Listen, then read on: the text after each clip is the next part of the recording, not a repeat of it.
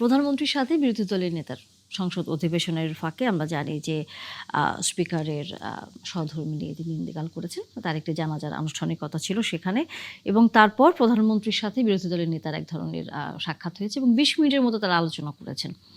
আমরা সচরাচর আসলে এরকম দৃশ্য দেখতে পাই না। প্রথমত একটু জানতেই চাই এই দৃশ্যটি প্রথমত দেখে কেমন লেগেছে, আর দ্বিতীয়ত সংসদ অধিবেশন চলাকালীন আলাদা করে আবার প্রধানমন্ত্রীর সাথে বিরোধী দলের নেতার এক ধরনের সাক্ষাৎ খুব আগ্রহের জায়গা সবার। কি আলোচনা হলো? নিঃসন্দেহে আসলে আমাদের দেশের মানুষ এটা অভ্যস্ত নয়, কিন্তু সংসদীয় গণতন্ত্রে কিন্তু সংসদ নেতা মূলত প্রধানমন্ত্রী যিনি এবং বিরোধী দলের নেতা তাদের মধ্যে একটা সম্পর্ক থাকাটাই স্বাভাবিক, এবং তারা জাতির বিভিন্ন প্রয়োজনে বিশেষ করে কোনো সংকটের সময় সংসদ নেতা এবং বিরোধী দলের নেতা দুজন বসেন। এটা নতুন কিছু নয়, কিন্তু আমাদের দেশের জন্য নতুন। আমি ব্যক্তিগতভাবে ধরুন 1991 সাল থেকে আমি সংসদ খুব কাছ থেকে দেখার সুযোগ হয়েছে। আসলে কখনো এই ঘটনাটি ঘটেনি, এই ধরনের ঘটনা সৌহার্দ্যপূর্ণ পরিবেশে এই ধরনের কোনো ঘটনা ঘটেনি, এটাই প্রথম। এবং এটা এই কারণেই সম্ভবত আজকে আমরা এই টক শোতে আলোচনা এনেছি, কারণ আপনারা জানেন যে নিউজের ভ্যালু হলো যদি কোনো ব্যতিক্রম কিছু থাকে। আসলে আমাদের জন্য, দেশটার জন্য ব্যতিক্রম, কিন্তু ওয়ার্ল্ডে কিন্তু একটা ব্যতিক্রম নয়, কারণ খুবই গুরুত্বপূর্ণ বিরোধী দলের নেতা এবং প্রধান নেতা যিনি সংসদ নেতা থাকবেন। এবং এটা এই ধরনের খবর আসলে সবচেয়ে বড় সেটা হলো সাধারণ মানুষ এতে আশ্বস্ত হয়, ভরসার একটা জায়গা পায় যে সংসদে বিরোধিতা থাকবে, পরস্পরের বিরুদ্ধে কাদা ছোড়াছড়ি থাকবে, একজন একজনকে তীব্র ভাষা আক্রমণ করবে, সমালোচনা করবে। এটা কিন্তু সংসদের মানে সৌন্দর্য, এবং এটা সংসদীয় গণতন্ত্রে এটাই স্বাভাবিক। এবং কোনো সংকট সমাধানের জন্য নেতারা বসবেন একসঙ্গে, একটু আলাদা করে আলোচনা করবেন, এটাও কিন্তু স্বাভাবিক। কিন্তু অতীতে আমরা দেখেছি মুখ দেখাতকে বন্ধ থাকতো, কেউ কারোর সাথে বসতো না।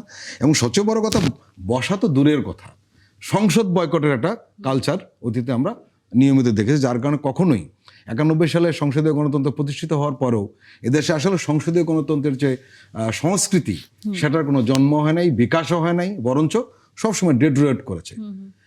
এটা আমরা সাধারণ মানুষ হিসাবে আমরা একটা আশ্বস্ত হওয়ার জায়গা পাচ্ছি, এবং এটা ইতিবাচক হিসাবে দেখছি। এই কারণে আপনি জানেন যে সংসদে অনেক বিষয় রয়েছে যেটা আলোচনা করে সব সমাধান আনা যায় না, তখন এটা বাইরের আলোচনা হয়। এটা কিন্তু সব জায়গাতে, রাজনীতি হয়, সংসদ হয়, এমনকি আপনি জানেন ছোট ছোট প্রতিষ্ঠানগুলোতেও যখন মূল কমিটির মিটিং বসে তখন অন্যরা কিন্তু আলাদা করে কথা বলে নেয় যে আসলে মিটিংটা আমরা কোন দিকে নিয়ে যাবো। এটা স্বাভাবিক প্রক্রিয়া। আর সংসদের মতো একটা জাতীয় গুরুত্বপূর্ণ ইস্যুতে যখন দুই নেতা একসাথে বসেন, পরস্পরের সাথে কথা বলেন, তখন সেটা তো আমাদের আশার উদ্রেক করেই। এবং আমরা এই ধরনের ঘটনা হয় কি, যে বিষয়টা সংসদের সমাধান হচ্ছে না, বরঞ্চ রীতিমতো আরও বেশি বিবাদ হচ্ছে, দূরত্ব তৈরি হচ্ছে, পরস্পরের বিরুদ্ধে মার মুখে হয়ে উঠছে, সেটাকে প্রশমিত করে এই ধরনের নেতা যখন, তখন কিন্তু দুই দলের যারা সংসদ সদস্য রয়েছেন তারা কিন্তু চিন্তা করেন তারা আসলে কি বলেছেন, আলাদা বার্তা যায়, একদম বার্তা যায়। শুধু সংসদ সাধারণ মানুষের কাছে ইতিবাচক বার্তা যায় না, দু দলেরই সংসদ সদস্যের কাছে একটা বার্তা যায়। এবং এতে সবচেয়ে বড় কথা সেটা হলো অনেক বড় ঘটনার সমাধান খুব সহজে পাওয়া যায়। অবশ্যই আমরাও আসলে সেই আশা রাখতে চাই। মনিরা শারমিন যুগ্ম আহ্বায়ক এনসিপি যুক্ত হয়েছেন, আমরা আশা করি তাকে আমরা পাবো। মনিরা শারমিন, সেটি হচ্ছে যে যেহেতু আপনারা বিরোধী দলে আছেন, সেই হিসেব করে এই জায়গাটা আসলে আমাদের সবারই আগ্রহের জায়গা যে মাননীয় প্রধানমন্ত্রীর সাথে বিরোধী দলের নেতার যেই বৈঠক, অনানুষ্ঠানিকভাবে আমরা বলি যে বৈঠকটি হয়েছে, দিনভর নিশ্চয়ই সেই বিষয়ে কিছু না কিছু খবর হয়তো আপনার কানেও এসছে, সেটি জানবার আগ্রহ আমাদের সবার। যেই আলোচনা আসলে কি নিয়ে হয়েছে, তাদের দুজনের মধ্যে কোনো ধরনের ধারণা কি পেয়েছেন আপনারা?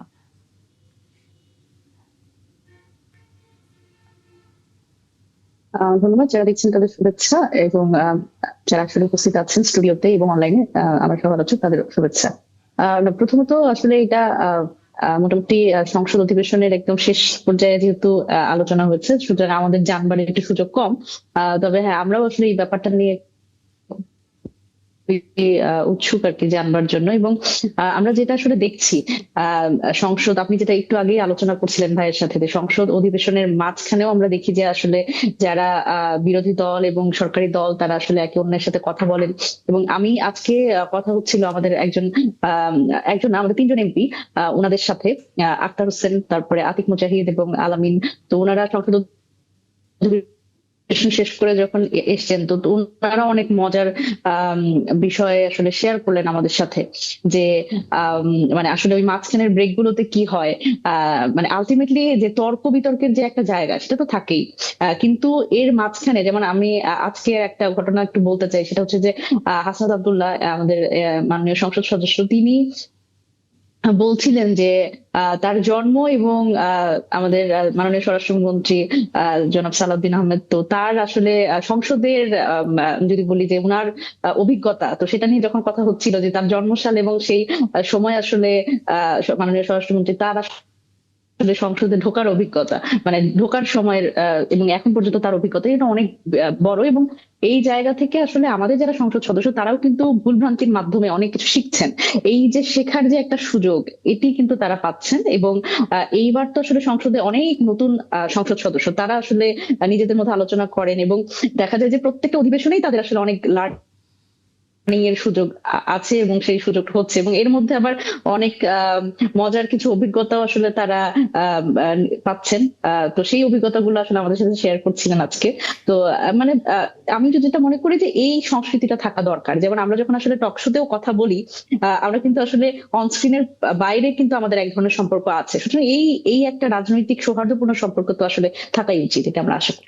অবশ্যই। তবে আপনি এড়িয়ে গেলেন কি ধরনের আলোচনা হয়েছে মাননীয় প্রধানমন্ত্রীর সাথে বিরোধী দলের নেতার, সেটি হয়তো বা আমাদেরকে বললেন না।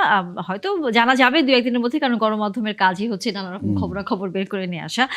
আ আমরা ওয়াদুদ ভাই আপনার কাছে যদি আসি, সেটি হচ্ছে এই যে গত কয়েকদিন ধরে যদি এভাবে আমি বলি যে মাননীয় প্রধানমন্ত্রীকে আমরা দেখছি যে সচিবালয়ে বিভিন্ন যেই আ অফিসগুলো আছে তিনি সেটা যাচ্ছেন এবং একই সাথে আজকে অনানুষ্ঠানিকভাবে বিরোধী দলের নেতার সাথে কথা বলছেন। এই যে আমরা দিনের পর দিন যেই সংস্কৃতি দেখে এসেছি রাজনীতির এবং সরকার প্রধানের যে একক এক ধরনের ক্ষমতা, একদমই নিজেকে আইসোলেট করে রাখা, উনি ছাড়া আর কেউ আসলে কোনো কিছুর মধ্যে থাকবে না। বিষয়টা এরকম ছিল এক ধরনের। সেই জায়গা থেকে তারেক রহমান একেবারে সাধারণ মানুষের নেতা মতো আচরণ করছেন, যেটা আমরা বাইরের দেশের বড় বড় নেতাদের বা প্রাইম মিনিস্টারদের দেখি যে, এবং আমাদের সবার মধ্যে একটু আশা থাকে এরকম যদি আমাদের প্রধানমন্ত্রী হতেন, আমাদের নেতা যদি হতেন, সেটার কিছুটা ধারণা আমরা কিন্তু এখন দেখতে পাচ্ছি। এই যে নতুন একটা ধারণা তৈরি হচ্ছে সরকার প্রধানের কাছ থেকে, সেটা আসলে আপনারা যারা অভিজ্ঞ রয়েছেন, আপনারা যারা দীর্ঘদিন রাজনীতি করে এসছেন, সেটা কতটুকু আসলে নিজেদের মধ্যে ধারণ করছেন?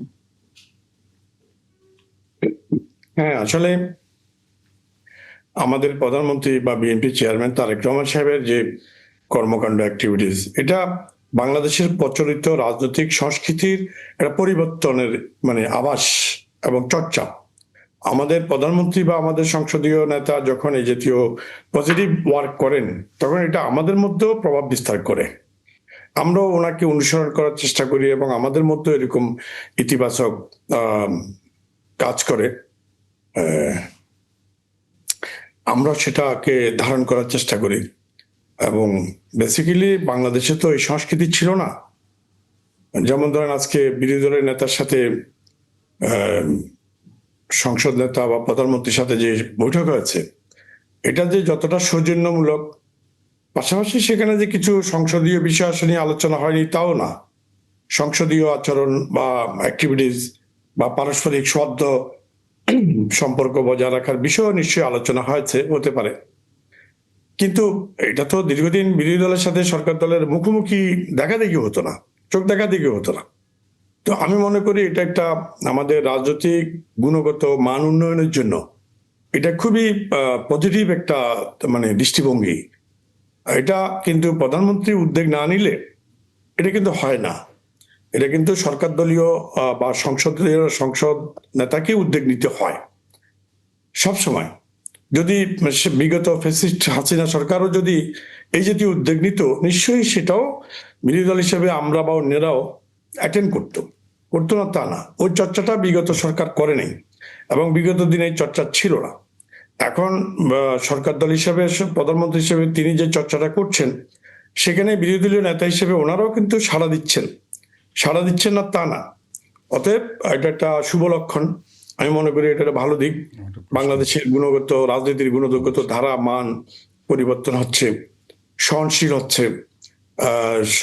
মানে স্ক্রিনের মধ্যে যা থাকে এই যে মনিরা যেটা বললেন, এটা স্ক্রিনের বাইরেও একটা সম্পর্ক থাকে। যেমন দেখা যায় যে সংসদ অধিবেশন বিরতির প্রাক্কালে, বিরতির সময় এনসিপি নেতারা বা বিএনপি নেতারা কথা বলছেন বা জামাতের নেতারা কথা বলছেন, সৌজন্য আচরণ করছেন। এটা কিন্তু খুব ভালো দিক। যেমন এটা আমরা 2001 থেকে 2006 দেখছিলাম, জামাতের নিজামী সাহেব, যিনি পরবর্তীতে মারা যান, আওয়ামী লীগ ফাঁসি দিয়েছিল, নিজামী সাহেব, মুজাহিদি সাহেব, এরা কিন্তু প্রধানমন্ত্রী তৎকালীন সংসদ নেত্রী শেখ হাসিনার সাথে কথা বলতেন। এটা কিন্তু ভালো, কিন্তু কথা বলতেন সেখানে কিন্তু একটা ফাঁক ছিল। এখনকার সংসদ নেতা যেভাবে কথা বলছে সেটা লোক খুব আগ্রহ সহকারে আন্তরিকতার সাথে কথা বলছে। ওয়াদুদ ভাই, আমি আপনাদের কাছে একটা বিষয় জানতে চাই, সেটি হলো যে আসলে আমাদের সে রাজনৈতিক দলগুলো, যেটা সংসদে আমরা দেখেছি যে যিনি সরকারি দলে থাকতেন আর বিরোধী দলে থাকতেন, পরস্পরের প্রতিদ্বন্দ্বী আচরণ ছিল না, ছিল আসলে শত্রুতামূলক আচরণ। রাইট। আমরা দেখেছি প্রতিপক্ষ শত্রু এরকম মনে করা হতো। এখন সংসদে সংসদ নেতা জনাব তারেক রহমান এবং বিরোধী দলের নেতা ডাক্তার শফিকুর রহমান, তাদের এই বসাটা নিঃসন্দেহে সংসদে একটা ভালো পরিবেশ তৈরি করবে বলে আমরা আশাবাদী, এবং আপনি নিজেও সেটা বলছিলেন। কিন্তু আপনার কাছে আমরা জানতে চাইবো, এটা কি মাঠ পর্যায়ে পড়বে ইতিবাচক প্রভাবটা? হ্যাঁ, পড়বে। যদি সেটা আমরা কন্টিনিউ করতে পারি তাহলে পড়বে। যেমন ধরেন যে মানে স্বাভাবিক কারণে জামাত ইসলাম বা শিবির বা বিএনপি অথবা বিএনপির সমমনা দলগুলো যারা অংশগ্রহণ করছে, এদের নেতাকর্মীদের মধ্যে এই কালচারটার প্রভাব পড়বে। এটা পড়াটাই স্বাভাবিক। এটা যেমন আমাদের মধ্যে পড়ছে, তাহলে ওদের মধ্যে পড়বে না কেন? আমি একজন সংসদ সদস্য হয়েও আমার মধ্যে এটা কাজ করছে। আমি যদি কোনো কারণে জামাত ইসলামকে অপছন্দ করি, কিন্তু আমার নেতা যখন পছন্দ করছে, স্বাভাবিক কারণে আমি একটু সহনশীল হওয়ার চেষ্টা করব। আমার মধ্যে যদি আমি কোনো ব্যাপারে হার্ড থাকি, আমি একজন এমপি হয়েও আমি কিন্তু আমার নেতাকে অনুসরণ করে আমি সফট হচ্ছি। তার মানে আমরা সামনের দিনগুলোতে আসলে যেই ধারাবাহিকতা ছিল রাজনীতির, সেটির পরিবর্তন দেখতে পাবো বলে মনিরা আমরা শারমিন কি মনে করেন আর কি? আশা রাখতে পারি। জুলাই অভ্যুত্থানে জড়িতদের আমরা জানি যে জুলাই যোদ্ধাদের সুরক্ষা অধ্যাদেশ সংসদে বিলে আকারে আজকে স্বরাষ্ট্রমন্ত্রী জানিয়েছেন, এবং সেখানে সরকার এবং বিরোধী দল দুই পক্ষই ঐক্যমত্য হয়েছে। ছোট করে যদি একটু মন্তব্য আপনার নিয়ে আলোচনা শুরু করি। এটি আসলে খুবই ধন্যবাদ দেওয়ার মতো, প্রশংসা করার মতো একটা বিষয়। সেটা হচ্ছে, দেখেন, মানে এটা আমাদের মাননীয় স্বরাষ্ট্রমন্ত্রী জনাব সালাউদ্দিন আহমেদ এর আগেও কিন্তু পরিষ্কার করেছেন যে এই ক্ষেত্রে যখন আসলে এই যে উনি একটা রেফারেন্স দিয়েছেন যে মুক্তিযোদ্ধাদের সময়, মানে 71-এর সময় মুক্তিযোদ্ধাদের তখন আসলে মুক্তিযোদ্ধারা যে আসলে মানে ক্ষুব্ধ হয়ে সাধারণ মানুষ একসাথে এসে তখন আসলে যেই ভ্যান্ডালিজম গুলো হয়েছে, তাহলে আমরা কি মুক্তিযোদ্ধাদের কি বলবো? তো এটার মাধ্যমে আসলে উনি একটা বোল্ড স্টেটমেন্ট আগেই দিয়েছেন। আজকে আরো একবার উনি পরিষ্কার করলেন যে প্রশ্নটা এরকম ছিল যে শুধুমাত্র পুলিশ হত্যার এই বিষয়টি সামনে এনে কিন্তু অনেক হ্যারাসমেন্টের মধ্যে অনেকেই পড়ছে আমাদের জুলাই যোদ্ধা যারা। তো সেই জায়গা থেকে আসলে এইটার হ্যারাসমেন্ট বন্ধে আসলে স্বরাষ্ট্র মন্ত্রী কোনো আছে কিনা, পদক্ষেপ আছে কিনা, বা এখানে আসলে আমাদের শঙ্কিত হবার মতো কিছু আছে কিনা। এবং আওয়ামী লীগের যারা লোকজন তখন কিন্তু মানে বিভিন্ন বাহিনীর পোশাকে তারা কিন্তু হামলা চালিয়েছে। সুতরাং তাদের আসলে কি হবে, তাদের ব্যাপারে ব্যবস্থাটা কি হবে? উনি একদম স্পষ্টভাবে বলেছেন যে যেই বাহিনীর পোশাকেই হোক, এই যারাই আসলে এই হত্যাকাণ্ডের সাথে জড়িত, একেবারে স্পষ্ট বাক্যে বলেছেন যে যারাই এই হত্যাকাণ্ডের সাথে জড়িত তাদের বিচার হবে। সুতরাং এটি একটি অত্যন্ত গুরুত্বপূর্ণ বিষয় আমাদের জন্য, এবং এই বক্তব্যের মাধ্যমে উনি আসলে এই যে যারাই আসলে এই জুলাই আন্দোলনের সাথে জড়িত, দল মত নির্বিশেষে, এবং এটা তো আপামর জনগণের একটা অভ্যুত্থান তখনই হয় যখন সাধারণ জনগণের সম্পৃক্ততা আছে। সুতরাং এটা একটা বড় বার্ডেন, একটা রিলিফ হয়েছে। এবং আমাদের যারা শহীদ পরিবার আছে তারাও কিন্তু এটার ক্ষেত্রে মানে এই একটা কথার জন্য মুখিয়ে আছে। কারণ এই যে দেখেন, এই পুরো যারা পুলিশ হত্যার কথা বলে আসলে যারা আমাদের শহীদ, তাদের কিন্তু এখানে অবমূল্যায়ন করা হচ্ছে, এবং এই জায়গায় সেই পরিবারগুলো এক ধরনের থ্রেটের মধ্যে পড়ছে যে তাহলে আসলে এই গণ অভ্যুত্থানটাকে অন্য কোনো খাতে প্রবাহিত করার কোনো সুযোগ পরবর্তীতে থাকবে কিনা। তো সেটি অবশ্যই ধন্যবাদ পাওয়ার মতো একটি বিষয়। সরকারের পক্ষ থেকে যে ধরনের বার্তা দেওয়া হয়েছে এটি অবশ্যই প্রশংসনীয়। সর্দার ফরিদ, আপনার কাছে কি মনে হয়? একটা বিষয়, সেটা হলো যে জুলাই যোদ্ধাদের সুরক্ষা অধ্যাদেশ সংসদে পাশ হবে, বিরোধী দল তো চাইছিলই, এখন সরকারি দলও একটা ঐকমত্য পড়ছে, এটা একটা পজিটিভ মানে সংবাদ নিঃসন্দেহে। আপনি নিজেও মানে একটা মানে আশ্বস্ত হয়েছেন বলে আমার মনে হয়েছে আপনার বক্তব্যে। মনিরা শারমিন, আমার প্রশ্নটা আপনার কাছে সেটি হলো, জুলাই সনদ বাস্তবায়ন না হয়ে যদি এই আংশিক হয় তাহলে লাভ কি? না, জুলাই সনদ বাস্তবায়ন না হয়ে আংশিক হওয়ার ক্ষেত্রে তো আমাদের বক্তব্য সবসময় স্পষ্ট যে আমরা তো আংশিক বাস্তবায়ন চাই না, আমরা তো জুলাই সনদ বাস্তবায়নই চাই। এবং দেখেন, আপনার মনে থাকবার কথা, যখন আসলে বিএনপির পক্ষ থেকে, মানে সরকারি দলের পক্ষ থেকে যখন আমাদের এই প্রস্তাব দেয়া হয়েছিল যে বিরোধী দল থেকে ডেপুটি স্পিকার নিয়োগের যে বিষয়টি জুলাই সনদে ছিল, সেটি কিন্তু আমরা এবং সেটি কিন্তু আসলে জুলাই সনদের আলোকে তারা আমাদের প্রস্তাবটি দেননি, বরং ওনারা বলছিলেন যে আসলে এটি সরকারি দলের একটা ঔদার্যের জায়গা, যে তারা চাইছেন যে বিরোধী দলের পক্ষ থেকে হোক, এবং যাতে করে আসলে সংসদটি মানে একটা যে ব্যালেন্সের কথা আমরা বলছিলাম সেটি হোক। কিন্তু আমরা কিন্তু সেটি প্রত্যাখ্যান করেছি, কারণ আমরা বলছি যে এরকম আংশিক ভাবে কোনো দলের ঔদার্যের খাতিরে আসলে এই বিষয়গুলো মানে জুলাই সনদ বাস্তবায়নের থেকে সরে না যাক, কারণ আমরা এরকম আংশিক বাস্তবায়ন চাই না। আমরা তখন এই প্রত্যাখ্যানের মাধ্যমে এই বার্তাটাই দিতে চেয়েছি যে আমরা চাই যে জুলাই সনদের পুরোপুরি বাস্তবায়ন, এবং যেটি কিন্তু ঐকমত্যে পৌঁছেছে সকল রাজনৈতিক দল। তো সেই জায়গা থেকে সেই কমিটমেন্টটা আসলে আমাদের রাখা প্রয়োজন। এবং দেখেন, এটা তো আসলে জাতীয় স্বার্থে, আমরা কিন্তু এই জুলাই সনদের ক্ষেত্রে আমাদের যে ঐকমত্য, এটা কিন্তু আমাদের দলীয় স্বার্থকে পেছনে রেখে, দেখেন প্রত্যেকেরই কিন্তু রাজনীতির ক্ষেত্রে আমাদের দলীয় এজেন্ডা আছে, কিন্তু আমরা যদি শুধুমাত্র এই জায়গাতে আমাদের দলীয় এজেন্ডা একটু পেছনে রেখে আমরা যদি আসলে এই এই ঐকমত্যের ভিত্তিতে আমরা যে সইটা করেছি সেখানে জুলাই সনদটা যদি বাস্তবায়ন করতে পারি, তাহলে আমার মনে হয় যে বাংলাদেশের যে রাজনৈতিক সংস্কৃতির যে পরিবর্তনটা নিয়ে আমরা প্রথমে আজকে আলোচনা করলাম প্রথম ভাগে, সেই সংস্কৃতিটা কিন্তু রয়ে যাবে, এবং সেটা আমরা আরো অনেক বেশি সাস্টেইন করাতে পারবো বলে আমি মনে করি। ওয়াদুদ ভাইয়া, আপনার কাছে একই প্রশ্ন, যে এই জুলাই যোদ্ধাদের সুরক্ষা অধ্যাদেশ বিল আকারে উপস্থাপিত হওয়ার বিষয়ে আজকে স্বরাষ্ট্রমন্ত্রী জানিয়েছেন সরকার এবং একই সাথে হচ্ছে বিরোধী দল তারা একমত হয়েছেন। সরি, হ্যাঁ, এ বিষয়ে অবশ্যই একটা সুন্দর বিষয় বা সবার সার্বজনীন বিষয়ে আমরা জুলাইয়ের ব্যাপারে যে আমরা একমত, জুলাই আন্দোলনের বিষয়ে যে আমরা সবাই ভিকটিম, ক্ষতিগ্রস্ত এবং লাভবান বলতে এই অর্থে বলছি যে আমরা এটা ফ্যাসিস্ট মুক্ত হলাম। অতএব আমরা জুলাই যোদ্ধাদের এখানে তো আমাদের দলের যেমন ছাত্র দলের 400 মানে যে প্লাস 400-450 প্লাস নিহত ব্যক্তি আছে, ছাত্র আছে, এভাবে সাধারণ ছাত্র ছাত্রী পেশাজীবী অনেক নিহত, তো সেই বা অনেকে এখনো আহত, তাদের সম্মানার্থে আমাদের দায়িত্ব, অনেক দায়িত্ব, শুধু এটা নয়। অতএব তাদের সুরক্ষা অধ্যাদেশে আমরা সবাই একমত, এবং সে বিষয়ে আমরা কোনো রকমের অবহেলা করতে চাই না। আমরা তাদেরকে সম্মানিত করতে চাই এবং তাদের সুরক্ষা দিতে চাই।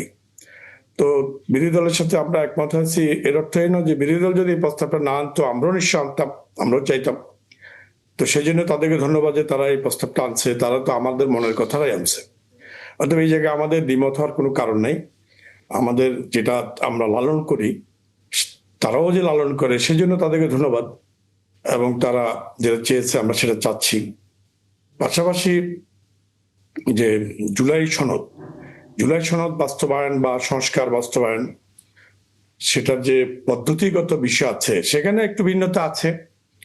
যেমন গতকালকে যে বিতর্কটা হয়েছে এটা সংসদীয় সৌন্দর্য, কিন্তু সেখানে একটা জিনিস আছে যে আমরা কি চাচ্ছি, সরকার দল কি চাচ্ছে, বিরোধী দল কি চাচ্ছে। বিরোধী দল যা চাচ্ছে সরকার দলও চাচ্ছে, তাই তো বিতর্কটা কেন হলো? বিতর্কটা বিরোধী দলের বুঝার ভুল ছিল যে কোন ধারায় সংসদে এই প্রস্তাবটা আসছে। 71 ধারায় কিন্তু এটা আসছে জনগুরুত্ব সম্পন্ন ইস্যুতে, কিন্তু এটা আসলে জনগুরুত্ব সম্পন্ন ইস্যুতে আলোচনা করলে আধা ঘন্টা আলোচনা করা যাবে, কিন্তু এটা হবে 62-তে। এটা নিয়ে সমস্যাটা ছিল। আমাদের পক্ষ থেকে সালাউদ্দিন আহমেদ সাহেব বুঝাতে চেয়েছেন বিরোধী দলকে বা সংসদকে যে এটা আপনার 71 ধারায় যদি হয় ভুল থেকে যাবে, গলত থেকে যাবে, অতএব এটাকে সংশোধিত আকারে 62 ধারায় নিয়ে যেতে হবে। এটাই বুঝাতে গিয়ে একটা ভুল বুঝাবুঝি হয়েছে। বিরোধী দলের সংসদ সদস্যরা হয়তো এটা বুঝে নাই, বুঝতে পারে নাই, যার জন্য ওনারা তর্কে বিতর্কে জড়িয়েছে। কিন্তু বেসিক্যালি ওনারা যা যা চাচ্ছে সরকার দল তার সাথে দ্বিমত নাই। শুধু পার্থক্য হলো ওনারা 2টা শপথ নিতে বলেছিল, চাইছিল, আমরা 2টা শপথের পক্ষে না। কেন পক্ষে না? আমরা তো ওই জুলাই সনদের ব্যাপারে আমরা একমত, জুলাই সনদের ব্যাপারে আমাদের কোনো ভিন্নতা নেই। ওনারা যা যা চাচ্ছে আমরাও তা চাই। পার্থক্যটা এখানে যে জুলাই সনদের জন্য আলাদা শপথ নিতে বলছেন, কিন্তু আলাদা শপথ নেওয়ার সাংবিধানিক যুক্তি নাই। সাংবিধানিকভাবে যে জিনিসটা আমরা পাশ করতে পারবো, যে জিনিসটা আমরা সফল করতে পারবো, সেই জিনিসটার জন্য তো আলাদা শপথ, আলাদা মানে কমিটি সদস্য, সংসদীয় সদস্যদের দরকার নেই। এটা সংবিধানের আলোকে, সংসদের পদ্ধতিগত সিস্টেমের আলোকে আমরা করতে পারি। অদূত ভাই, আপনার কাছে একটা প্রশ্ন, সেটা হলো যে গণভোট অধ্যাদেশের কি হবে? না, গণভোট অধ্যাদেশটা তো ওইখানেই থাকছে, জুলাই সনদের ভিতরেই থাকছে, সেটা নিয়ে আলোচনা হবে, সেটাও আলোচনার বাইরে না। গণভোটের অধ্যাদেশ তো কোর্টে নেওয়া দেওয়া হয়েছে, গণভোটের ফলাফল ইত্যাদি নিয়ে কোর্টে ওঠানো হয়েছে।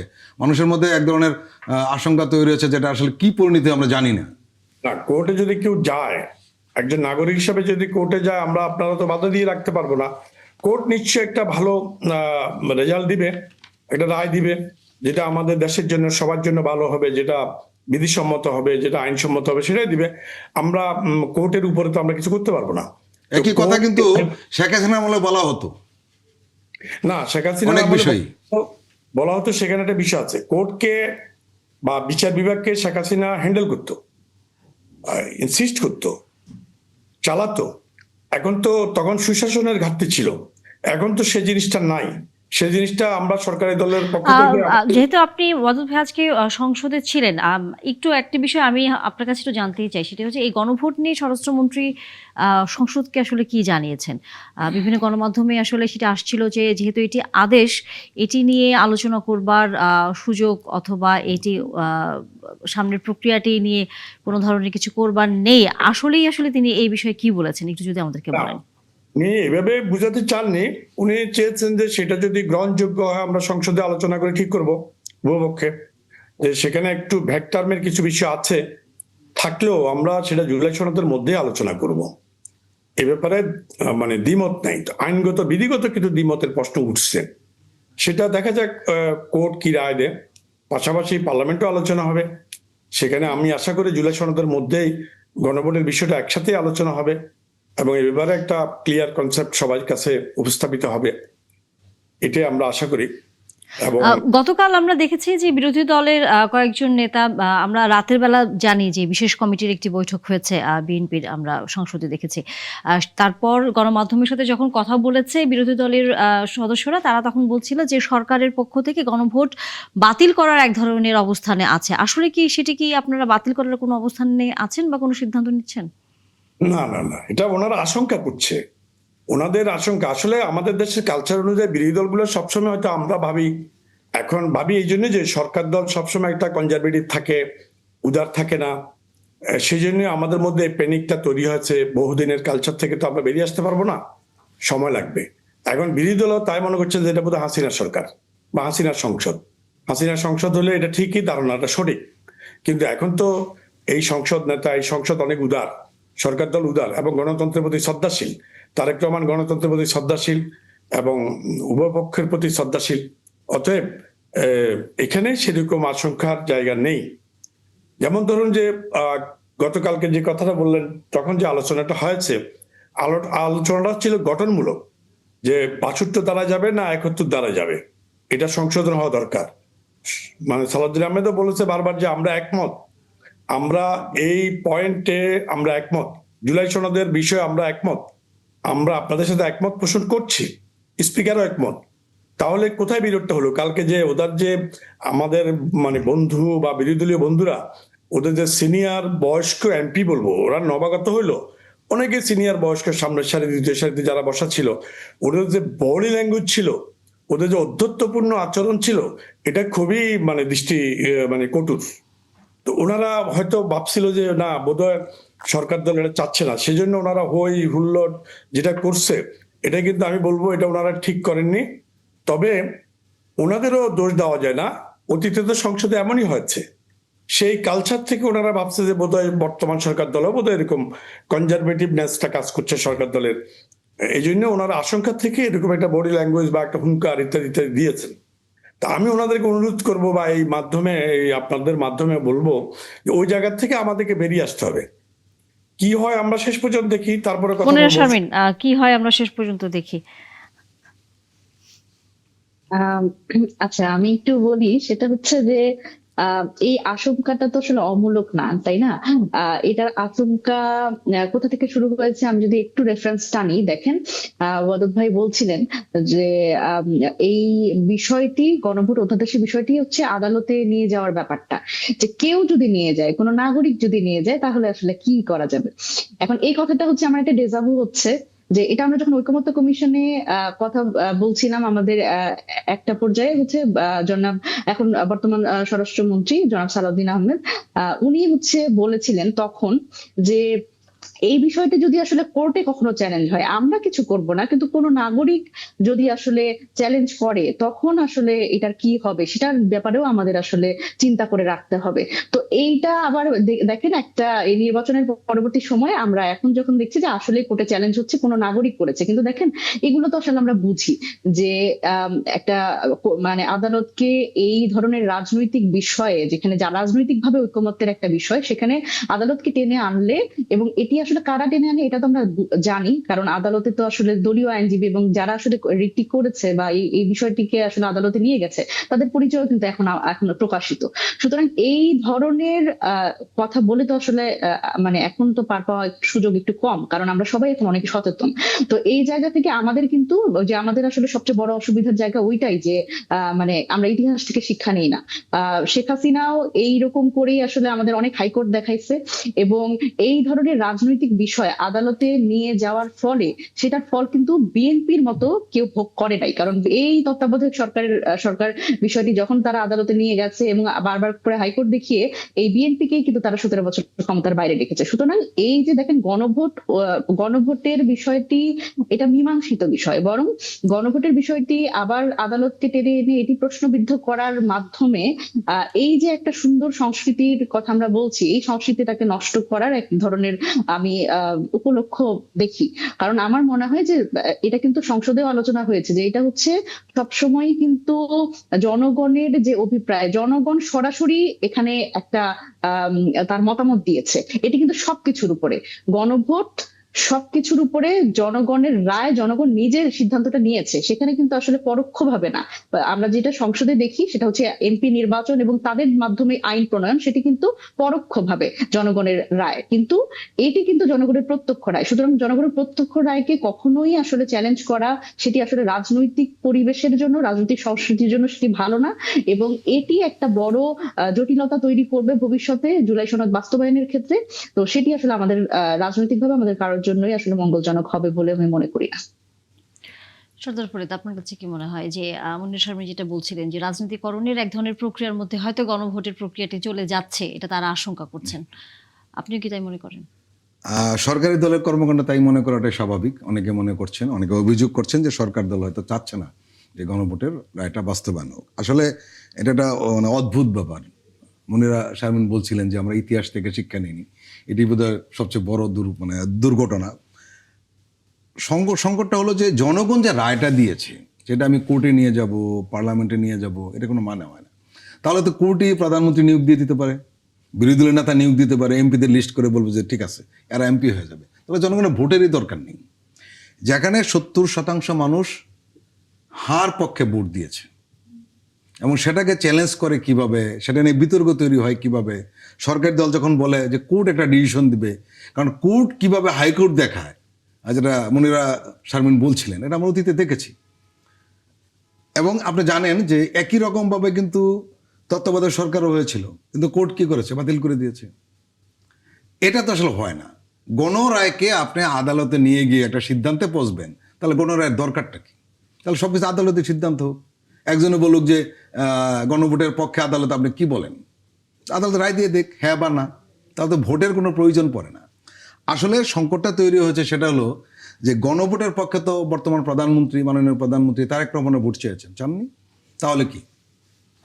তাহলে তো গণভোটের রায়টা তো ওকে, যে সরকার যারা আছেন তারাও চেয়েছেন, বিরোধী দলও চেয়েছেন, এবং যারা ক্ষমতায় রয়েছেন তারা কিন্তু 70% ভোট পাননি, তারা পেয়েছেন 50% মতো যারা এখন ক্ষমতাসীন রয়েছেন। তাহলে কি 70% ভোট সবাই মিলে দিয়েছে, এটার আলাদা গুরুত্ব রয়েছে। এখন এই মুহূর্তে যারা সরকারি দলে আছেন তারাও ভোট দিয়েছেন, যারা বিরোধী দলে রয়েছেন তারাও ভোট দিয়েছেন। এখন আমি এই প্রশ্ন যদি কেউ উঠায় যে বিএনপির লোকজন যারা হাতে ভোট দিয়েছে গণভোটের পক্ষে, তাদের রিয়াকশনটা কি হবে, এর জবাব কে দিবে? কাজেই পাবলিক যেটা চান এটাকে অস্বীকার করতে গেলে খুব সংকট তৈরি হবে, এবং জুলাই সনদ এবং এই গণভোট এইগুলো যদি বাতিল করার চেষ্টা করা হয়, সেই চেষ্টাটা যেভাবেই হোক না কেন, নির্মোহভাবে এটা স্পষ্ট বলা যায় সেটা খুব ভালো খবর নয়। এবং সবচেয়ে সংকট যেটা, সেটা হলো যে এটা কোনো দলের সংকট হবে না, শেষ পর্যন্ত এটা দেশের সংকট হবে। আরেকটা বিষয়, এই মুহূর্তে আমরা দেখছি যে সরকার নানান কারণে একটু নাজুক পরিস্থিতিতে রয়েছে। শুধু এই বাংলাদেশের সরকার নয়, এছাড়া সারা পৃথিবীতেই ইরান যুদ্ধের কারণে সবার একটা নাজুক পরিস্থিতি রয়েছে।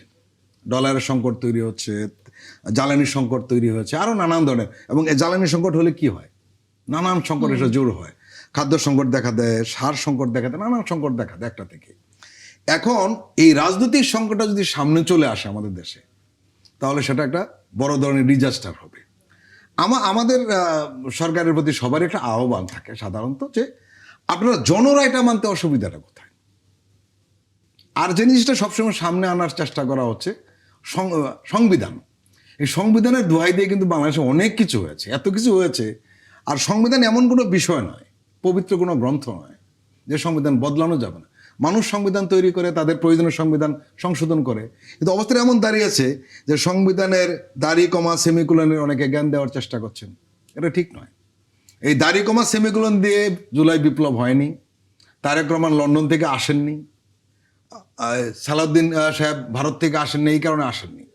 কাজেই মূল টার্গেটটা যদি থাকে প্রো কান্ট্রি, দেশের জন্য যা করলেন সেটা আমরা করব, তাহলে কিন্তু সংকটটা থাকে না। সেখানে কারোর দিকে চেয়ে যদি কোনো সিদ্ধান্ত নেওয়া হয় তাহলে সংকট তৈরি হয়। শুধু দলের প্রতি সিদ্ধান্ত যদি করা হয়, সেটা আলটিমেটলি দলেরও ভালো হবে না। যে যতই বলুক না কেন, জনরায় না মানলে কারোই ভালো হয় না, সেটা সরকারি দল হোক বা বিরোধী দল হোক। এখানে আমরা যে পরিবর্তনটা চেয়েছিলাম 5ই আগস্টের পরে, সেই পরিবর্তনটার এই সংসদীয় গণতন্ত্রে সম্ভব, কারণ সবাই একসাথে কথা বলে। কিন্তু সেই সংবিধান পুরনো বলে যদি আওড়ানো হয় তাহলে সংকট তৈরি হয়। কারণ যখনই বলে সংবিধানের বাইরে আমরা যেতে পারবো না, এই নির্বাচন তো সংবিধানের অধীনে হয়েছে, সংবিধান নিয়ম মতো হয়েছে, গণভোট সংবিধানের নিয়ম মতো হয়েছে, কোনোটাতে হয় নাই। আমার সুযোগ মতো আমি করবো সংবিধান, যতটুকু আমার সুযোগ নাই ততটুকু করবো না, এটা তো হয় না। দেখুন, আলোচকরা, আমার সহ আলোচকরা দুজনেই যেভাবে বলছেন, যে মনে হয় যেন বিএনপি বলছে আমরা গণভোট মানি না। বিএনপি এমন কথা বলছে? তাহলে কেন আপনারা ঠেলে দিচ্ছেন যে বিএনপি গণভোট চায় না? এখন দেশের কোনো নাগরিক, সেটা বিএনপি হতে পারে, জামাতের হতে পারে, নির্দলীয় হতে পারে, তারা যদি কোর্টে যায়, আপনারা আমার কি করার আছে? এখন এটা যদি আপনি বলতে এটা পুরানো স্টাইল, তাহলে আপনি, আমি মনে করি সঠিক বলেন নাই। পুরোনো স্টাইল, পুরোনো মানসিকতা অন্তত বর্তমান সরকারের মধ্যে নাই। অদূত ভাই, আমরা এখানে 3 জন আছি, আমি জানি, আপনাকে চিনি, আপনি আমাদের চেয়ে অনেক অভিজ্ঞ পার্লামেন্টারিয়ান, আপনি খুব স্ট্রাগল করা মানুষ, এবং খাগড়াছড়িতে আপনি কি ধরনের নির্যাতনের শিকার হয়েছেন, আপনার বাড়ি জ্বালিয়ে দেওয়া হয়েছে, এটা কিন্তু আমরা জানি। আমাদের এই 3 জনের অভিজ্ঞতার চেয়েও আপনার একা অভিজ্ঞতা তার চেয়ে বেশি। আপনি আমাদের চেয়ে ভালো বুঝেন যে এই ধরনের ঘটনা যখন ঘটে, কেন ঘটে, পিছনে একটা খবর থাকে। আমরা আসলে জনগণের ইচ্ছাটার বাস্তবায়ন চাচ্ছি অদূত ভাই, আর কিছু না। আপনারা জনগণের ইচ্ছাটা বাস্তবায়ন চাচ্ছেন, তার অর্থ কি বিএনপি কি জনগণের বাইরে নাকি? জনগণের ইচ্ছাটা তো বিএনপিও চায়। অবশ্যই বিএনপিও চায়। বিএনপি তো বিচ্ছিন্ন দল না। যেমন এবারে যে আপনি বললেন যে তাহলে যে নির্বাচনটা কিসের আলোকে হয়েছে, মানে সংবিধান বহির্ভূত ভাবে হয়েছে, মিনিংটা আপনি জ্ঞাতসারে বলছেন কি আমি জানি না, অজ্ঞাতসারে বলেন। এবারে সংসদ নির্বাচনটা মানে সংবিধানের বাইরে হয়নি। আর সংবিধান যেহেতু বিদ্যমান, আমরা তো সংবিধানের মধ্যে কথা বলতেই হবে। আর সংবিধানকে যদি পরিবর্তন করতে হয়, দরকার হয় সংবিধানের বাইরে যাওয়ার, সেটা আমরা সংবিধান চেঞ্জ করব, পরিবর্তন করব। সংবিধান যেমন বাইবেল না, ঠিক তেমনি সংবিধান আমরা পরিবর্তন করার আগে তো সংবিধানের উপর চাপিয়ে দেওয়া ঠিক নয়। আমরা সংবিধানের মধ্যে থেকে অথবা সংবিধানের বিয়োজন সংযোজন করেই করব। আমরা তো এটা বলছি না যে সংবিধানের বাইরে কিছু করা যাবে না, যাবে। সংবিধান আগে সংশোধন করতে হবে। যেমন ধরুন যে আপনি তাহলে কোর্টে কি গেছেন। সামনে আমরা সংবিধান সংশোধন বা সংস্কার করার প্রক্রিয়াটি দেখতে পাবো বলছেন আপনি? হ্যাঁ, অবশ্যই, যেখানে প্রয়োজন সেখানে আমরা আমরা সংবিধান আমরা এই আলোচনা চালিয়ে যাব, সংশোধন তবে হবে। বিরতির আমি পর আছেন আরেকটা আপনারা। পয়েন্টে 1 মিনিট জি বলবো বা জি 1 সেকেন্ড বলবো, কয়েক জি সেকেন্ড বলবো, যে সেটা হলো যে কি মানে কোর্ট আমাদের প্রয়োজনীয় একটা জিনিস। যেমন এই যে গণবিপ্লবের মাধ্যমে, বিপ্লব বলবো না, গণ অভ্যুত্থানের মাধ্যমে যেই হাসিনা সরকারের পতন হলো, সেখানে ইন্টেরিয়াম গভর্নমেন্টের জরুরি হয়ে গেল এবং ইন্টারিম গভর্নমেন্ট ছাড়া কোনো রাস্তা নাই। সেই ইন্টারিম গভর্নমেন্ট কাজ করার জন্য যে শক্তি, সেই শক্তিটা কিন্তু কোর্টে যেতে হয়েছে। কোর্টে গিয়ে কিন্তু 6 ধারা ইন্টারিম গভর্নমেন্টকে থাকতে দেওয়া হয়েছে। শক্তি বলিয়ান করেছে, শক্তিতে বলিয়ান করেছে। কোন ধারায়? কোর্টের দায়ে। কোর্টের রায়টা কি ছিল? এই ইন্টারিম গভর্নমেন্ট কাজ করতে পারবে। এই 6 ধারা যদি কোর্টের রায় না আসতো, তাহলে কিন্তু ইন্টারিম গভর্নমেন্ট কাজ করার বৈধতা পেত না। অতএব কোর্টকে আমাদের অবহেলা করার সুযোগ নেই। আমাদের কোথাও কোথাও প্রয়োজনে কোর্টকে ব্যবহার নাগরিক, ব্যক্তি, দল করতে পারবে। সেটাকে যদি আপনি অন্যদিকে আঙুল তোলেন, সেটা আমি মনে করি মানে সবসময় এক না। হাসিনা তারেক রহমান এক না। অতএব হাসিনা তারেক রহমানের ইচ্ছা এক না, কর্মপদ্ধতি আমরা কর্মকৌশল এক। আমরা ফিরবো আপনার আলোচনায়। মনিরা শারমিন অনেকক্ষণ মাথা নাড়ছেন, বুঝাই যাচ্ছে তার অনেক যুক্তি আছে, আপনি উত্তর দেওয়ার জন্য অপেক্ষা করছেন। আচ্ছা, প্রথমত আমি একটু বলি যে ওয়াদুদ ভাইয়ের প্রতি সম্মান রেখে বিনয়ের সাথে বলতে চাই যে দেখেন, রিট পিটিশন আপনারা যে বারবার করে বলছেন, আমরা খুব আশা করেছিলাম যে হাসিনার লাইনে আসলে বিএনপি সরকার যাবে না। সত্যি সত্যি আমরা আশা করেছিলাম, কিন্তু দেখেন আমরা খুবই আহত হই যখন দেখি যে রিট পিটিশনের মানে যারা আসলে এর পক্ষে ছিলেন তাদের পরিচয় যখন আমরা জানি। এটা যখন আপনারা বলেন যে যে কোনো নাগরিক করেছে বা এটা করতেই পারে, তখন আমরা মানে আমাদের আসলে এটা উদ্যোগী হয়ে এই খবর নিতে হয় যে দেখেন গাজী কামরুল ইসলাম সজল উনি হচ্ছে রিট করেছিলেন। বিএনপির কেন্দ্রীয় নির্বাচন পরিচালনা কমিটির সদস্য, তিনি জাতীয়তাবাদী আইনজীবী ফোরামের সদস্য, জাতীয় নির্বাহী কমিটির সদস্য, এবং বরিশাল 1 আসনে উনি হচ্ছে নির্বাচনের মনোনয়ন প্রত্যাশী ছিলেন। গাজী তৌহিদুল ইসলাম, উনি জাতীয়তাবাদী আইনজীবী ফোরামের সদস্য, সাবেক ছাত্রদল কেন্দ্রীয় সহ আইন সম্পাদক এবং বরগুনা 1 আসনের মনোনয়ন প্রত্যাশী ছিলেন। মাহফুজুর রহমান মিলন রাজশাহী 1 আসনের মনোনয়ন প্রত্যাশী ছিলেন এবং উনিও আসলে জাতীয়তাবাদী জাতীয়তাবাদী আইনজীবী ফোরামের সদস্য। সুতরাং রিট আসলে যে দলীয় আইনজীবী করেছে, এটি তো আমি মানে এটি আমার কথার মাধ্যমে প্রমাণিত, এবং এর বাইরে আরো কয়েকজন ছিলেন, জ্যোতির্ময় বড়ুয়া ছিলেন একজন।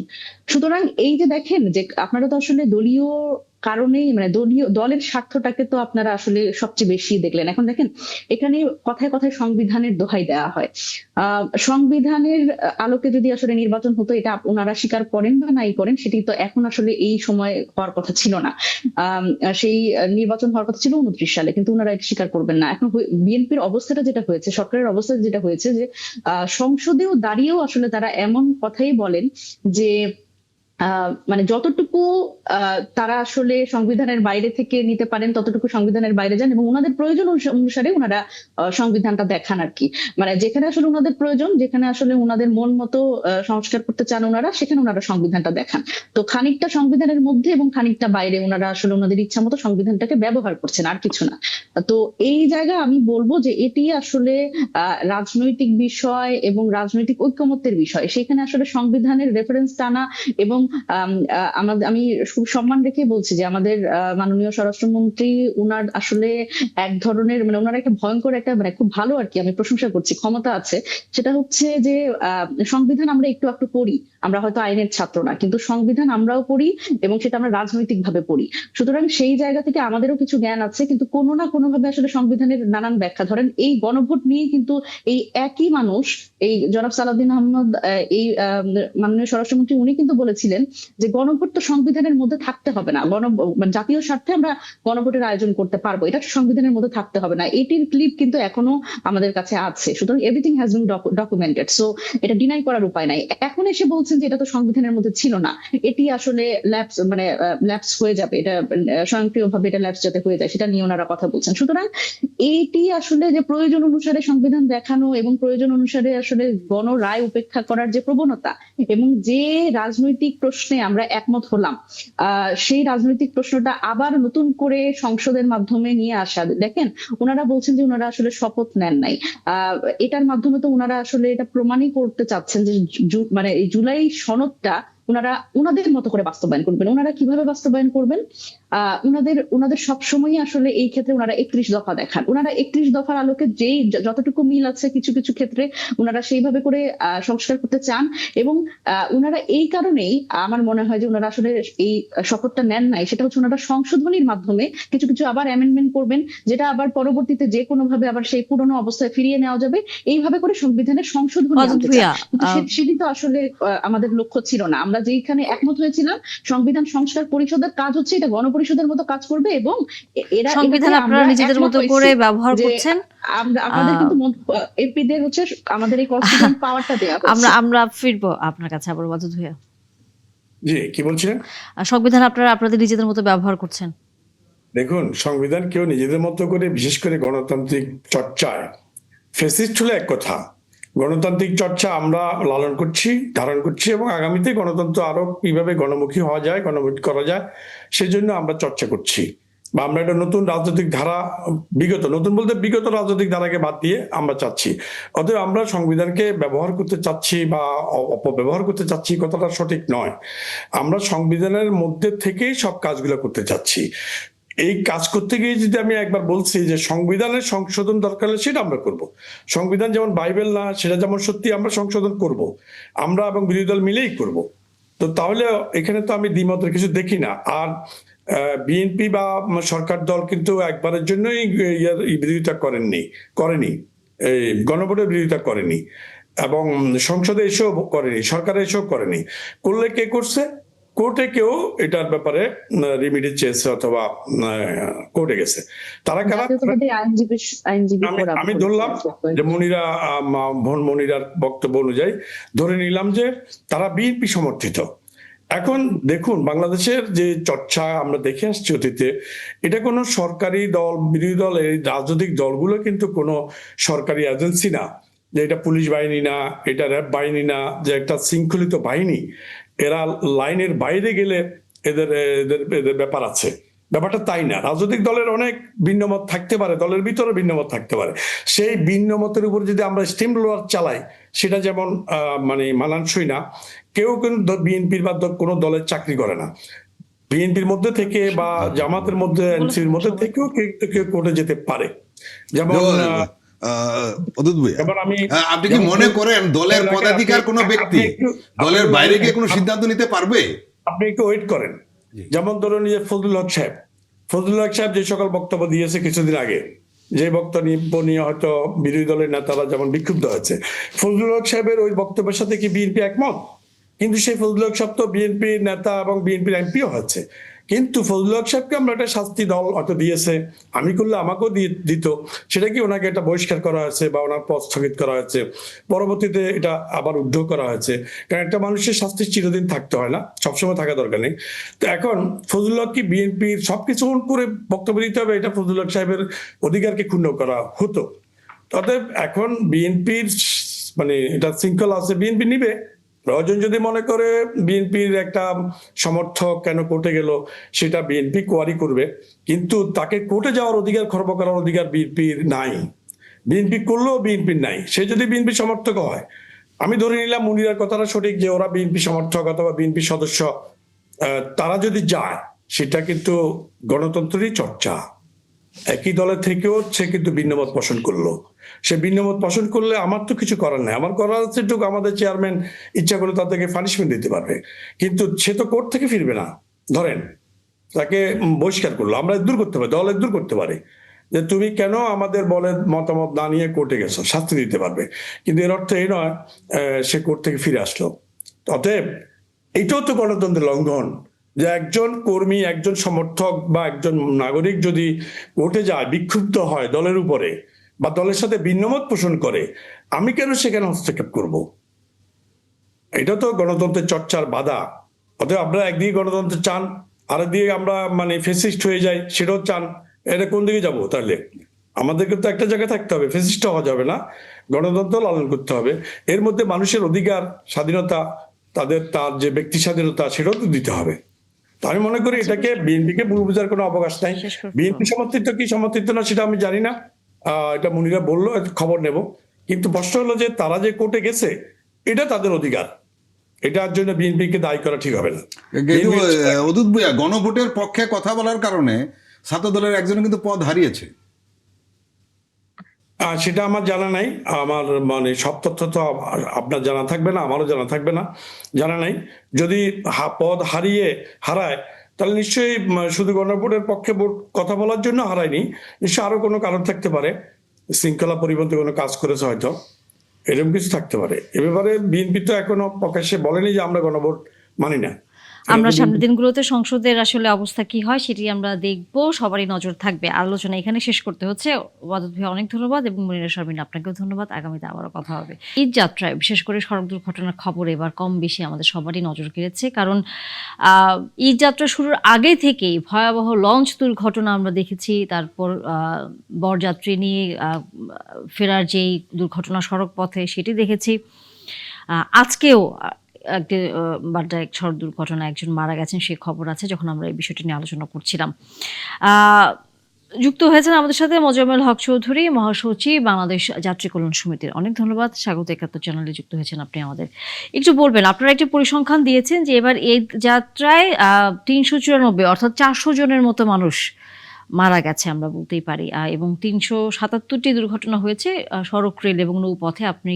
আপনারা সেটা বলছেন।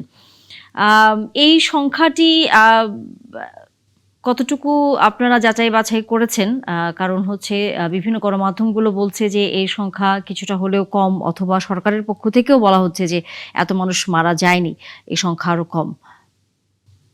দেখুন, আসলে আমাদের এই সংখ্যা এখানে যাচাই বাছাই করা মানে হলো যে ঘটনা দামাচাপা দেওয়ার চেষ্টা করা। আমরা গণমাধ্যম অর্থাৎ সেকেন্ডারি সোর্সের তথ্য ব্যবহার করি। সেকেন্ডারি উৎসে কিন্তু সব ঘটনা পাওয়া যায় না, এটা আপনাকে ভাবতে হবে এবং আপনাকে মেনে নিতে হবে।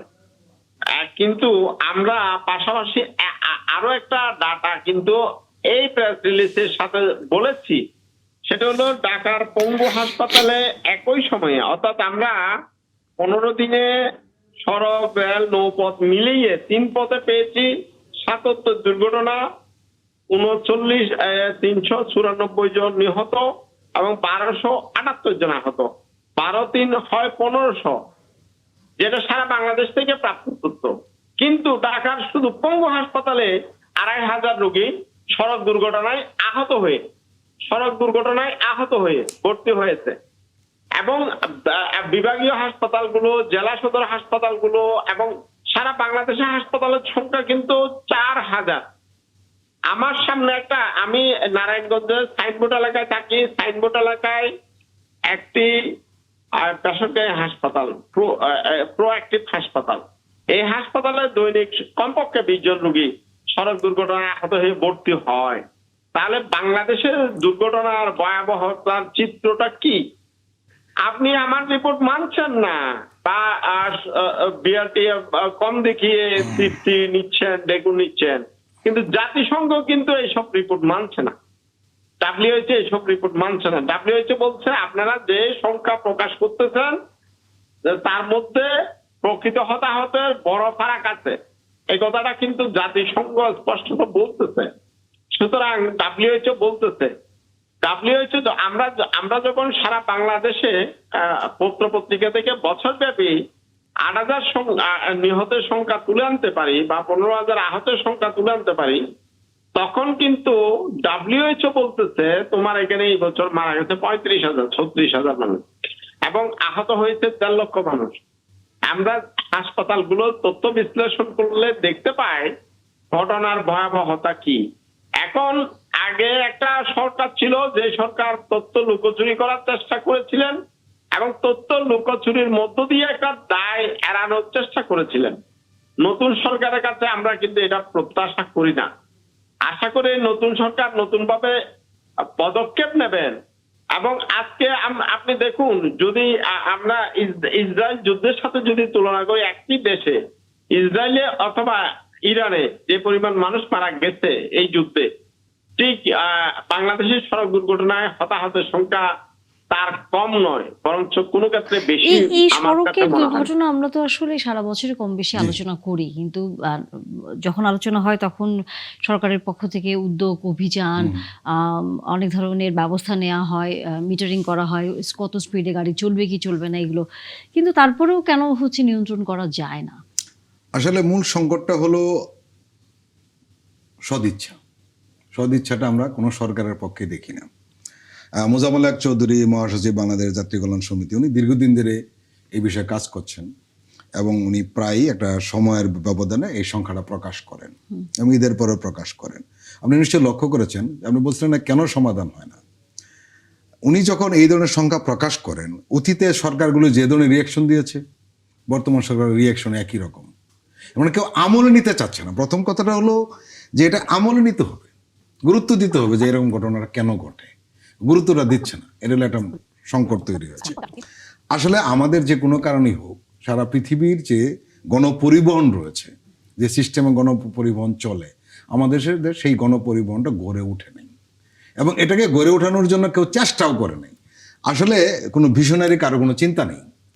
এখন মোজাম্মেল হক চৌধুরীরা যে সংখ্যাটা দেন, এটা আমরা দেখে আতঙ্কিত হই, অস্বস্তি বোধ করি। এখন সরকার পক্ষ যদি আতঙ্কিত এবং অস্বস্তি বোধ না করেন এবং গতানুগতিক বক্তব্য দিয়ে শেষ করে দেন, তাহলে এটা সম্ভব নয়। এই কারণে আসলে এই সংক্ষিপ্ত এটা সমাধান নয়, এটা একটা ভিশনারি চিন্তা লাগবে এবং আমরা কিভাবে সমাধান করব সেটা দিকে যেতে হবে। আপনি ধরুন একটা ছোট্ট উদাহরণ দিই, অনেক সময় ড্রাইভার রেস্ট নেন, হেল্পার দিয়ে গাড়ি চালিয়ে নেন অনেকখানি, যে তুই চালা, পরে আমি আবার চালানো শুরু করব। আপনি বলুন তো, ওই হেল্পারে কিন্তু ড্রাইভিং লাইসেন্সই নেই, এটা এটা কে দেখবে? কিন্তু আমরা সবসময় করি কি, এটাকে ধামাচাপা দেওয়ার চেষ্টা করি, খুব সুন্দর যাত্রা হয়েছে, কোনো সংকট হয় নাই। কিন্তু মানুষ তো ফিল্ডে থাকে, তারা ভুক্তভোগী। এখন যদি সরকারের পক্ষ থেকে আসলে এটা অনেক ধরনের আলোচনা হয়েছে কীভাবে সমাধান, আমার ব্যক্তিগতভাবে যতটুকু অভিজ্ঞতা আছে সেটা হলো, যদি গণপরিবহন ব্যবস্থাটাকে পরিবর্তন করা না হয় তাহলে এটা সম্ভব না। আপনি নিশ্চয়ই জানেন, ইউরোপের দেশের যাদের গাড়ি রয়েছে তারা কিন্তু সবসময় গাড়ি অফিসে নিয়ে যায় না। কেন যায় না? তারা মনে করে গণপরিবহনে তার জন্য স্বাচ্ছন্দ্য এবং ব্যয় সংকোচ হয়। কিন্তু আমাদের দেশে আপনি খেয়াল করবেন, আপনি সব কথা বাদ দেন, রাজধানী ঢাকাতে কোনো গণপরিবহন রয়েছে যে আপনি স্বস্তি মতো উঠতে পারবেন? ধরুন মহিলাদের তো গণপরিবহনে ওঠাটা সম্ভবই না, যেখানে পুরুষরাই উঠতে পারছে না। এত অনিরাপদ, যদি খালি আপনার যাত্রী উঠানামার জন্য সমস্যা হয় তাহলে অ্যাক্সিডেন্ট হবে না কি হবে? আর একটা বিষয় যেটা, সেটা হলো যে এইখানে এটাকে দেখভাল করার মতো লোক নেই। আপনার মনে আছে নিশ্চয়ই, আওয়ামী লীগের সময় যে পরিবহন নেতা যিনি ছিলেন শাহজাহান খান, উনি বললো গরুটা চিনতে পারলে উনি ড্রাইভিং করতে পারবে। হাস্যকর ব্যাপার, তুচ্ছতাচ্ছিল্য করা, এই মৃত্যুটা তুচ্ছতাচ্ছিল্য করা। কিন্তু আমরা জানি এই সড়ক দুর্ঘটনা যার ফ্যামিলির লোক মারা যায় তারা বুঝে তারা কি হারালো। কিন্তু এই সরকারের পক্ষ থেকে এটা একটা গতানুগতিক ঘটনা মনে করা হয়। এমনকি শুনলে আমরা অবাক হবেন, কারো অ্যাটিচিউডটা এমন যে অ্যাক্সিডেন্ট তো হতেই পারে, কিন্তু তুল্যমূল্য বিচারটা করা সুযোগ থাকে না। যেটা মোজাম্মেল হক চৌধুরী বলছিলেন যে এই মুহূর্তে যুদ্ধে যত লোক মারা গেছে, ইরান এবং ইসরায়েল আমেরিকার যে যুদ্ধে, আহত যারা হয়েছে, এবং আমার যতদূর মনে হয়, আমি জানি না, আহত সংখ্যাটা সম্ভবত অনেক বেশি। এবং এটার সাথে যদি বাংলাদেশ সড়ক দুর্ঘটনার তুল্যমূল্যর হিসাব আনা হয় সামনে, তাহলে চিত্রটি মোটেই সুখকর নয়। আমি জানি না এই সরকার বা যে কোনো সরকার, এখানে বারবারই বলা হয় যে যেমন কিছু কিছু সেক্টরে আসলে বলা হয় যে সিন্ডিকেট বা তাদের যে প্রভাব, সেটি কোনোভাবে ভাঙা যায় না এবং কখনোই এটা সমাধান হয় না। বিশেষ করে সড়কের কথা বলি, আমরা যদি বাজারের ব্যবস্থার কথা বলি, এটি সরকার পরিবর্তন হয় ঠিকই, কিন্তু এই জায়গাগুলো একই রকম থাকে। আমরা মোজাম্মেল হক সাহেবের কাছে একটা প্রশ্ন জানতে চাই, সেটি হলো যে এবারের দুর্ঘটনা যে ঘটেছে, একটু ভয়াবহ দুর্ঘটনা ঘটেছে, অধিক সংখ্যক লোক মারা গেছে। এক দুর্ঘটনা 2 জন 1 জন এরকম নয়, অনেক বেশি মারা গেছে, 10 জন 8 জন 11 জন 12 জন এরকম। এবার এরকম হলো কেন? আপনার কি মনে হয়, আপনার যে অভিজ্ঞতা দীর্ঘদিন, আপনার কি মতামত?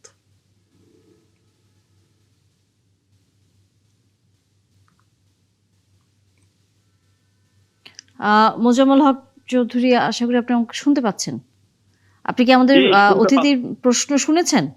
আমি একটা প্রশ্ন করেছিলাম না, আপনাকে। শুনিনি, আমি শুনতে হ্যাঁ, পাইনি। আমার প্রশ্নটা ছিল যে এবার দুর্ঘটনার মাত্রাটা ছিল বেশি, এবং আপনি দেখেছেন প্রতিটা দুর্ঘটনায় লোক সংখ্যা মারা গেছে অনেক বেশি, 4 জন অতিরিক্ত মেজরিটির দুর্ঘটনায় ঘটেছে। এবার এরকম হলো কেন? দেখুন, আসলে আমরা যেটা লক্ষ্য করেছি, এইবারে আসলে দুর্ঘটনা বেড়েছে 8.95%, নিহত 8.2626%, আহতর সংখ্যা বেড়েছে 21.05%। কিন্তু আমরা যেটা দেখেছি, বিগত দুটো ঈদে মালিক এবং শ্রমিকদের নেতাদের প্রভাব বিস্তার করার সুযোগ ছিল না। সড়ক পরিবহন উপদেষ্টা মহোদয় আসলে কঠোর অবস্থানে ছিলেন, ফলে নিয়ন্ত্রক সংস্থা ভালোভাবে কাজ করতে পেরেছেন। আর মন্ত্রী যখন সড়ক পরিবহনের বড় বড় নেতাদেরকে সাথে নিয়ে মনিটরিং করতে যান, তখন কিন্তু একটা ব্ল্যাঙ্ক চেক পেয়ে যায় মালিকেরা, যার কারণে পরিবহন সেক্টর কিন্তু একটা বিশৃঙ্খল উচ্ছৃঙ্খল হয়ে ওঠে, যেটা আমরা ভাড়ানো রাজ্যের মধ্যে দেখেছি এবং দুর্ঘটনা বাড়ার ক্ষেত্রেও দেখেছি। আসলে আমরা বারবার বলি পরিবহন সেক্টরে মাফিয়া আছে, মাফিয়া আসলে থাকে না। সরকার নিজেই মালিক সমিতির নেতাদেরকে মাফিয়া হিসেবে বানাই ফেলে। কারণ বাংলাদেশ বাস মালিক সমিতি এবং বাংলাদেশ বাস শ্রমিক ফেডারেশন, এই দুটো কিন্তু সংগঠন কি, যখনই সরকার পল্টি দেয়, যখনই সরকার পরিবর্তন হয়, তাদের নেতা ফট করে পরিবর্তন হয়ে যায়, পরিবর্তন হয়ে সরকারের জ্যাকেটটা গায়ে দেয়। তখন তারা মন্ত্রী আর তারা একাকার হয়ে যায়। যেন এখন ব্যাপারটা হলো যে নিয়ন্ত্রক সংস্থা যাদের নিয়ন্ত্রণ করবার কথা, যে সমস্ত বাসগুলোকে নিয়ন্ত্রণ করবার কথা, উল্টো মালিকরাই সরকারের ওই সমস্ত প্রতিষ্ঠানগুলোকে নিয়ন্ত্রণ করে। যেটা আমরা দেখেছি অন্তর্বর্তী সরকারের সময় তারা কিন্তু এটা পারেনি, এই ধরনের প্রভাব ছিল না। সে কারণে অন্তর্বর্তী সরকারের দুটো ঈদে খানিকটা স্বস্তির সুবাতাস ছিল, যেটা সর্বমহলে প্রশংসিত ছিল। ধন্যবাদ মুজিবুল হক চৌধুরী। আলোচনা আসলে শেষ করতে হচ্ছে, কারণ আমাদের সময় একেবারে শেষ। একই সাথে ধন্যবাদ সরদার ফরিদ আপনাকেও। আগামীতে আবারও কথা হবে। দর্শক, ৭১ জানালে আবারও নিশ্চয়ই দেখা হবে আপনাদের সাথে।